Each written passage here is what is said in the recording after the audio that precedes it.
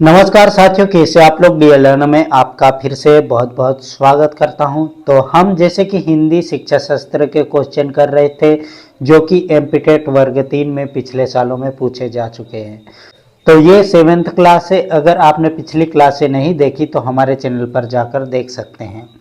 और आज का पेपर करेंगे 8 मार्च 2022 फर्स्ट शिफ्ट के। ओके, तो पहले प्रश्न पर चलते। पहला प्रश्न ये रहा आपके सामने, मुहावरों और लोकोक्तियों का प्रयोग करना व्याकरण का प्रमुख हिस्सा है। ऑप्शन नंबर बी है हिंदी भाषा शिक्षण का सबसे महत्वपूर्ण उद्देश्य है। ऑप्शन नंबर सी है भाषिक अभिव्यक्ति को प्रभावी बनाता है। ऑप्शन नंबर डी है केवल गद्यों के अभ्यासों का हिस्सा है। तो यहाँ पर भाषिक अभिव्यक्ति को प्रभावी बनाता है। तो हम यहाँ पर जिस प्रकार से किसी बात को कहने के लिए लोकोक्ति और मुहावरे का प्रयोग करते हैं तो वहाँ क्या हो जाता है साथियों, प्रभावी हो जाता है। नेक्स्ट क्वेश्चन है, भाषा शिक्षण में अधिगम सामग्री का मुख्य दायित्व क्या है?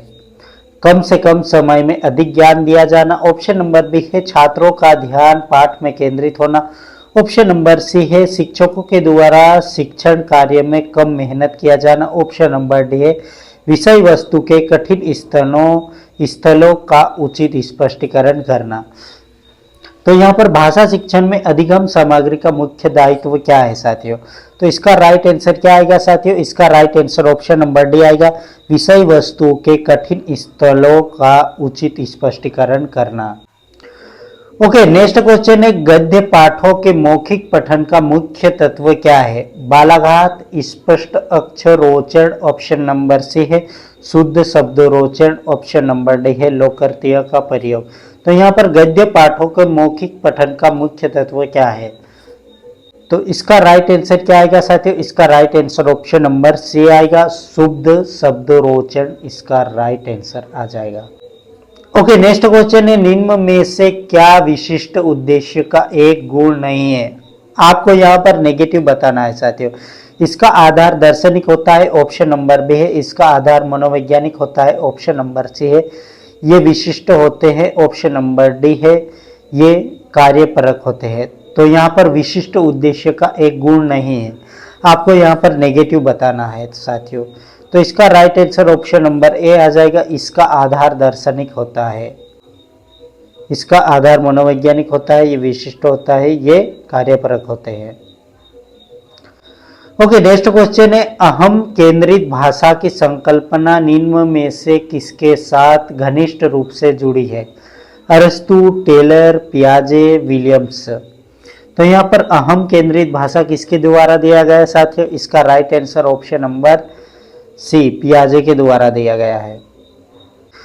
नेक्स्ट क्वेश्चन है, निम्न में से मूल्यांकन का मुख्य उद्देश्य क्या है?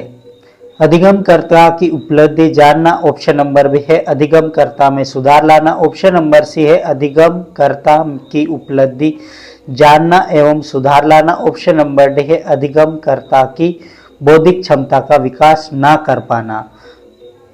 तो इसका right answer option number C आ जाएगा, अधिगमकर्ता की उपलब्धि जानना एवं सुधार लाना। तो जिस प्रकार से मूल्यांकन करेंगे उसी प्रकार से यहाँ पर सुधार लाएंगे साथियों। ओके, नेक्स्ट क्वेश्चन है, निम्न में से लिखना सिखाते समय अध्यापक को किस बात को ध्यान में नहीं रखना चाहिए? तो यहाँ पर किस बात को ध्यान में नहीं रखेंगे साथियों? तो इसका राइट आंसर क्या आएगा, किसी के साथ भेदभाव नहीं करना चाहिए। बच्चों को बैठने का ढंग उपयुक्त होना चाहिए। लिखने में सर्वप्रथम वर्णमाला का अभ्यास कराना चाहिए।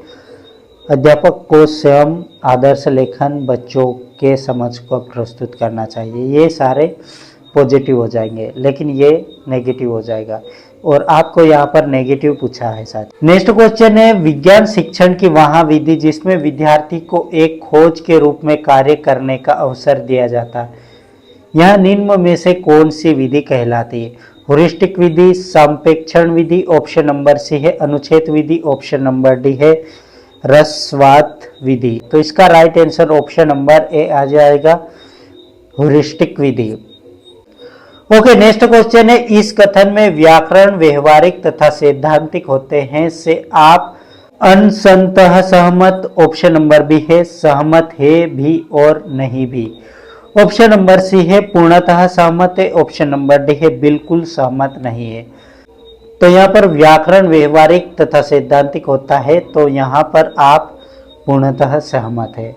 इसका right answer option number C आएगा।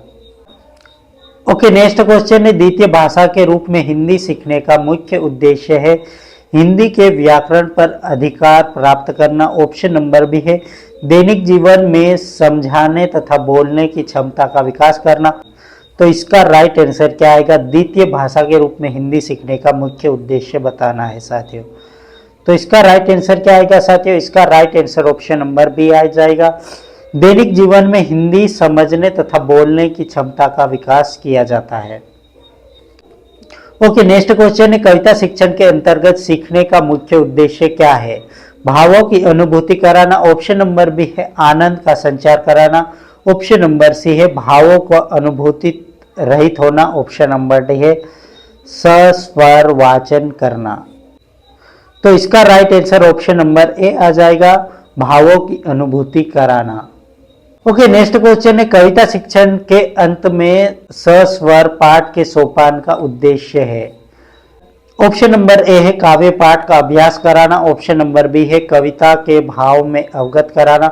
ऑप्शन नंबर सी है काव्य के प्रति रुचि उत्पन्न कराना। ऑप्शन नंबर डी है काव्यमय वातावरण में पाठ का समापन कराना।